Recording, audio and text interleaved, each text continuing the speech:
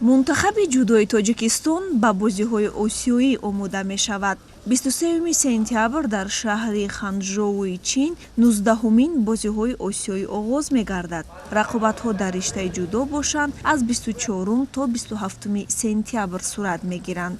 Тими ҷудои кишвар дар ҳайати 11 нафар Мадина Қурбонзода, Аҳлия Муминова, Фазилат Гулбоева, Мавлуда Одинаева, Меҳрзод Суфиев, Обид Ҷебов, Беҳрӯз Хоҷазода, Сомон Маҳмадбеков, Комроншоҳи Устопириён, Исроил Раҳимов ва Темур Раҳимов ба ин чорабинӣ бошукӯҳ сафар бармегарданд.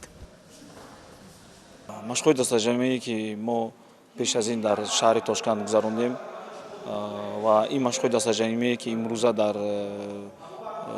федератсия дар ҷумҳурӣ гузаронда истем, ин барои омодагӣ ба бозиҳои Осиё мебошад. Ҳамаи машқҳои дастаҷамӣ ҳам дар дохили кишвар, ҳам берун аз дохили кишвар мо мегузаронем. Мо барои як мақсад мегузаронем ки барои овардани натиҷа.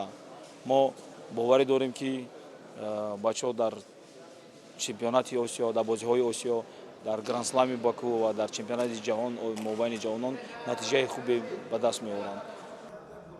Чун ин мусобиқот пас аз бозиҳои олимпӣ аз ҷиҳати нуфуз дуюм дараҷа маҳсуб мешавад, бидуни шак беҳтаринҳои ҳар як вазн ба Чин меравад. Дар миёни аъзоёни мунтахаби кишвар Комроншоҳи Устопириён таҷрибаи бештари ширкат дар бозиҳоро дорад ва ӯ аллакай соҳиби медал ҳам гардидааст.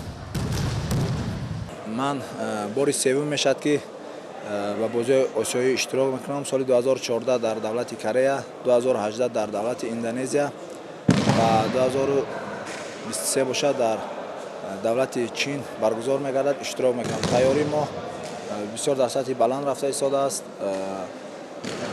Ҳамарӯза машқҳо, тамринҳо дар сатҳи олӣ гузашта истодаанд ва кӯшиш мекунем ки дар ин бозиҳои осиёӣ мунтахаби ҷудои Тоҷикистон бо як тайёрии хуб рафта истодем, бо медалҳои хушранг ба ватан баргардем. Яке аз ҷудокорони пурҷилои дигари мунтахаби Тоҷикистон ин Сомон Маҳмадбеков мебошад, ки бо нерӯи тоза ва омодагии ҳамаҷониба интизори бозиҳои осиёист.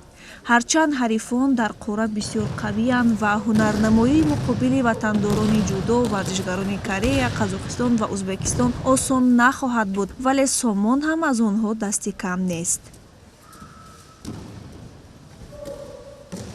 Тамринҳои дастаҷамӣ мо гузаштем дар шаҳри Ташкент. Давоми 2 ҳафта қариб ҳама командаи мо дар саҳди баланданд. ҳозир тайёрият дистем ба бозиҳои осиёӣ. Тайёрии мо фақат бо медали тиллоай. Мо кӯшиш мекунем ки ҷои аввал биёрем. Мадина Қурбонзода чеҳраи нав, вале зудшинох дар варзиши меҳан аст. Чолокии ӯ боис бар он шуд, ки барвақттар ба рақобатҳои калонсолон ворид шавад. Ҳамакнун Мадина дар майдони Ханчжоу маҳорати хешро нишон хоҳад дод.